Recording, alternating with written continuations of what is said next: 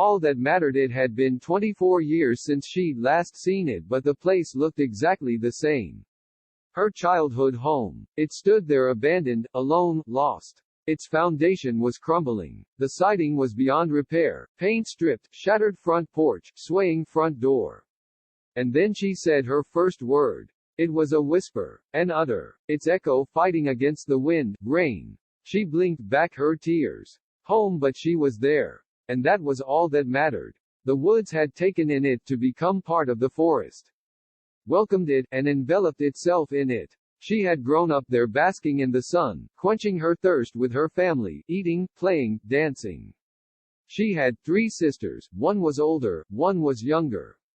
But despite their age differences, they grew up harmoniously. And that was all that mattered. Her personality had changed over the years. As she was the last in her family that was healthy, alive, and hadn't gone away like her old house, she had to change. She couldn't be her normal, playful, happy self.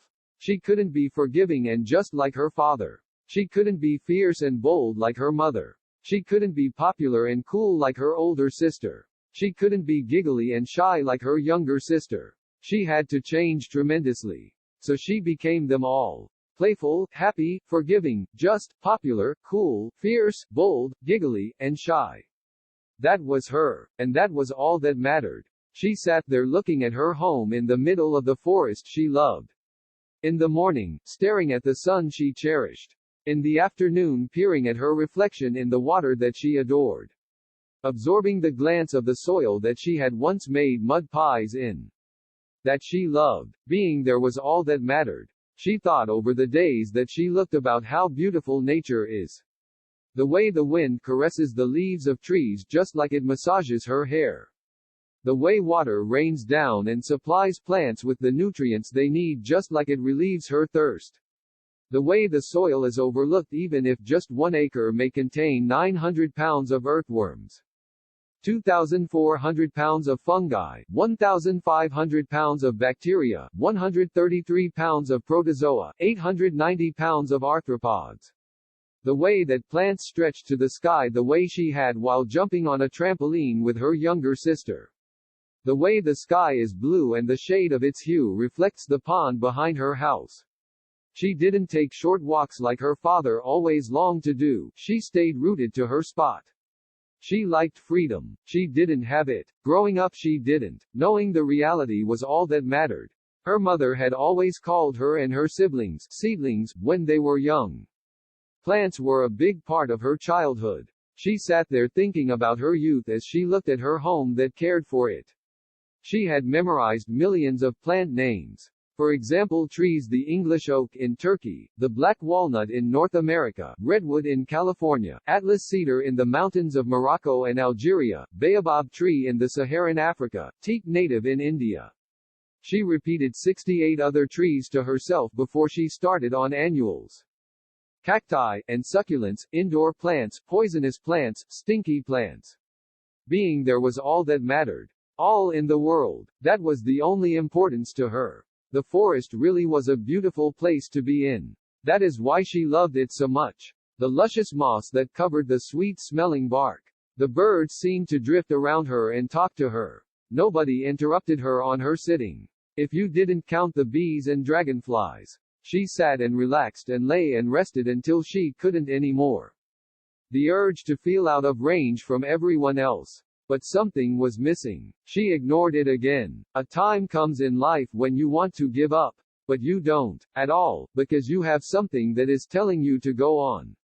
A reason, a drive, a mentality. She had that, but ever since she had come to her home, it was slipping away, fading. She was indeed turning into something she never had. She was turning strange, very strange. As long as she was still there, that was all that mattered. Days passed and those turned into weeks. Staring at her home gave her a feeling she didn't want to ignore. A different drive, a different mentality, a different home. Soil degradation is the decline in soil condition caused by its improper use or poor management, usually for agricultural, industrial, or urban purposes. It is a serious environmental problem. It took her parents and siblings, and here she was stuck to a plant waiting until the moment where she can leave her childhood home. The patch of dirt had many weeds. She enjoyed being there. She watched the stars pass. The rivers gush. She thought. She looked. She let go. She drifted high in the air. She broke off from the plant that rooted her to the ground with his own roots. Her fellow seeds were dispersed. She was a true seedling, waiting to find her destiny.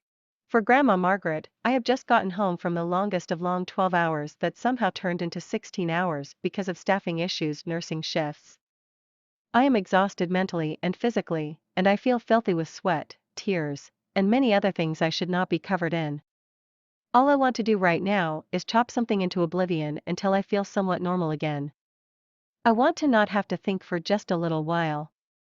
When I unlock my apartment door, I am surprised to find Grandma Margaret sitting at the kitchen table, smiling, as always. After a shower and a change of clothes, I realizes that exactly what I need to do is make Noefla soup for myself and Grandma. What is Noefla soup, you may ask? It is a German dumpling soup that you'll be hard-pressed to find in any diner outside of the Midwest.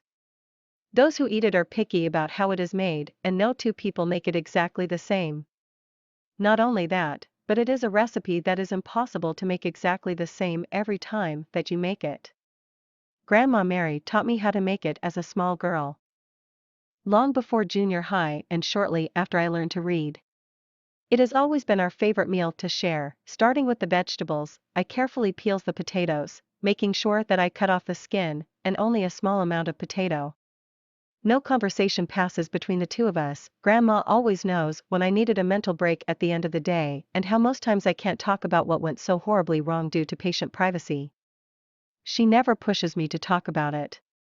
Instead, she sits at the table and watches as I goes through the motions of preparing our dish. A pound or so of potatoes later, I'm never too careful about the amounts that go into making Noefla soup, or the recipe. Noefla soup is not a dish of measurement, it is a dish of feelings. The amounts that go into it depend on what you're hungry for at the moment, what looks right, or what feels right. No recipe has ever been put on paper, just passed on from one generation to the next with wise words of. Whenever it looks like enough, dear. Grandma always said that it was not a recipe meant to be shrunk or modified. It always makes a large amount, and any attempt at shrinking has been unsuccessful, although making it larger comes out perfectly every time. This works well when you are from the Midwest and are a firm believer in freezing the extra for a day when you don't want to make it from scratch. I chop the celery, carrots, and onions quickly as Margaret looks on from the table, nodding her approval occasionally. Once all of the vegetables are cooking in a lot of butter, yes, it's bad for you, but most comfort foods are, it's time to make the Noefla dough.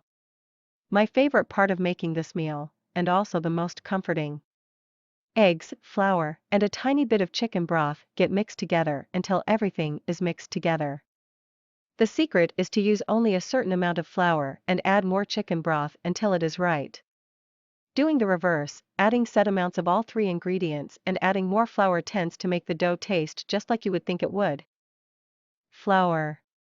Some people prefer chicken noodle soup, others like macaroni and cheese after long days. For me, it is Noefla soup.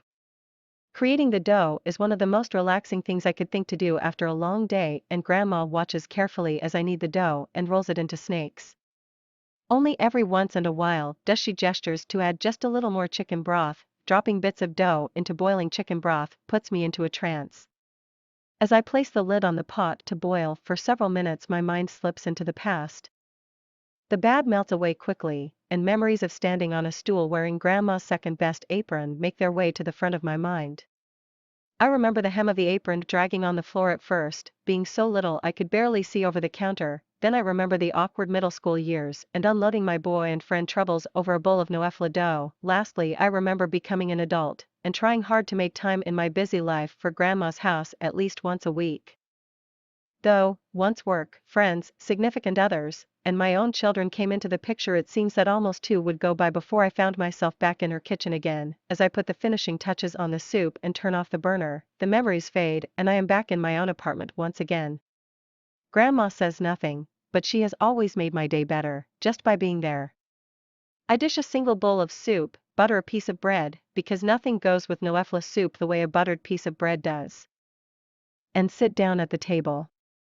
Grandma Mary has been gone for 11 years now, and on the hardest days, after the worst shifts, I always miss her the most. The regrets become an inner monologue. Before being spoken out loud, did I spend enough time with her?